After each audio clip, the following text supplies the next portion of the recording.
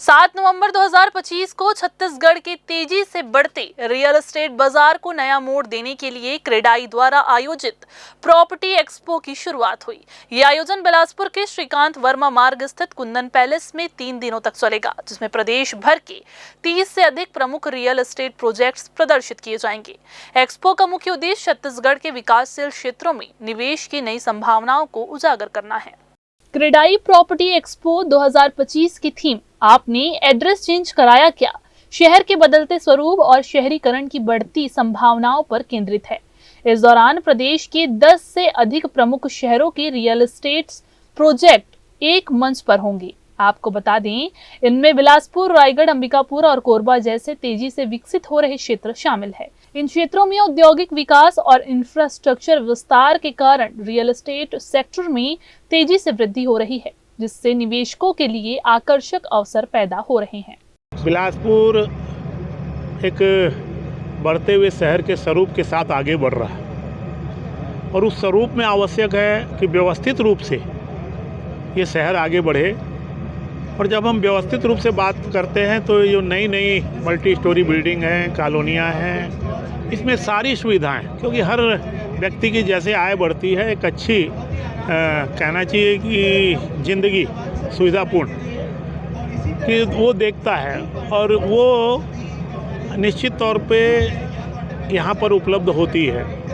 तो मुझे प्रसन्नता है कि बिलासपुर के जितने भी हमारे रियल एस्टेट में काम करने वाले साथी हैं वो आज जो भी सुविधाएं हैं सबको मुहैया कराते हुए लोगों को एक सुविधा उपलब्ध करा रहे हैं। मेरी बहुत बहुत शुभकामनाएं। सभी यहाँ पर विभिन्न स्टॉल लगाए, उनका सबका स्वागत करती, वंदन करती, अभिनंदन करती है। ये बड़ा सुखद अवसर है। इसी मंच पे जो है क्रेडा द्वारा विभिन्न स्टॉल के माध्यम से बिजनेस को आगे बढ़ाने के लिए एक मंच दिया गया है। एक्सपो में सिर्फ प्रॉपर्टी के प्रदर्शनों का ही नहीं, बल्कि युवाओं के लिए एक विशेष सत्र युवा संवाद भी रखा गया है, जिसमें रियल एस्टेट सेक्टर में युवाओं की भूमिका और नए रोजगार अवसरों पर चर्चा की जाएगी। इसके साथ ही विभिन्न व्यापारिक और सामाजिक संस्थानों को उनके योगदानों के लिए सम्मानित भी किया जाएगा।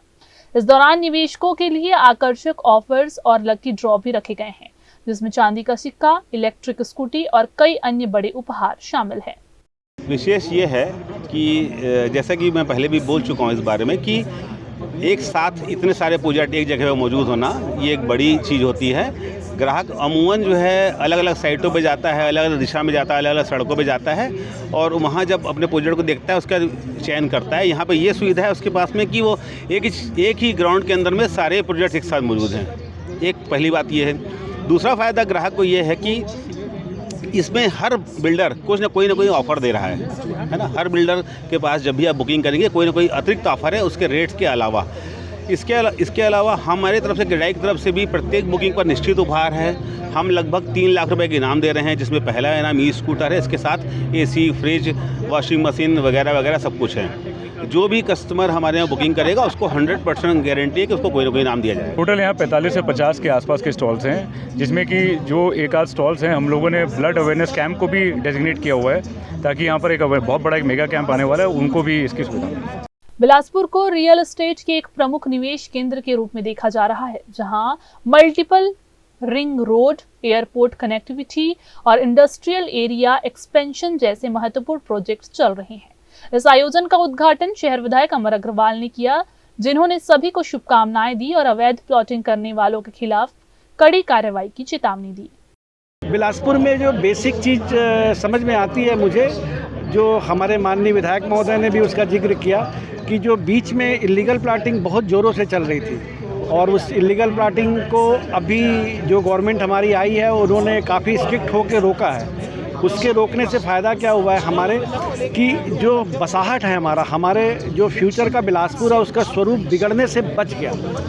अभी हम कुछ एरिया में इलीगल प्लॉटिंग ही होते देख पा रहे थे और अभी गवर्नमेंट काफ़ी स्ट्रिक्ट हो गई है और वो कमी जो मुझे हमेशा महसूस होती थी, क्योंकि क्या होता है कम बजट वाला आदमी खरीद तो लेता है, उसे ये मतलब नहीं रहता कि नाली है, रोड है, नहीं है, और कोई भी इलीगल प्लॉटिंग वाला उसको सपने दिखा के बेच तो देता है, पर एक समय के बाद वो फंस जाता है। अभी भी आप बिलासपुर में कई एरिया में देखेंगे घुटने तक पानी भर जाता है। तो वो प्रॉब्लम अब मुझे फ्यूचर में नहीं दिखती है। ये सबसे बड़ी अच्छी बात है। आर्किटेक्ट श्याम सुंदर, जिन्होंने बिलासपुर शहर के विकास में अपना अमूल्य योगदान दिया है, उनका नाम शहर के विकास के इतिहास में हमेशा ही दर्ज रहेगा। पिछले 30 वर्षों में उन्होंने अपनी वास्तुकला और डिजाइन के जरिए शहर की पहचान को नया आकार दिया। उनका मानना है कि शहर का वर्तमान और भविष्य दोनों ही विकास के लिहाज से बेहद महत्वपूर्ण है।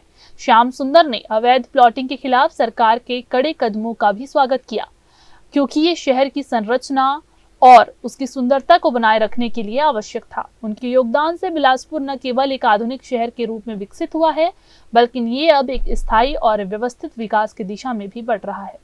कैमरामैन राहुल ठाकुर के साथ पिंटू दुबे की रिपोर्ट।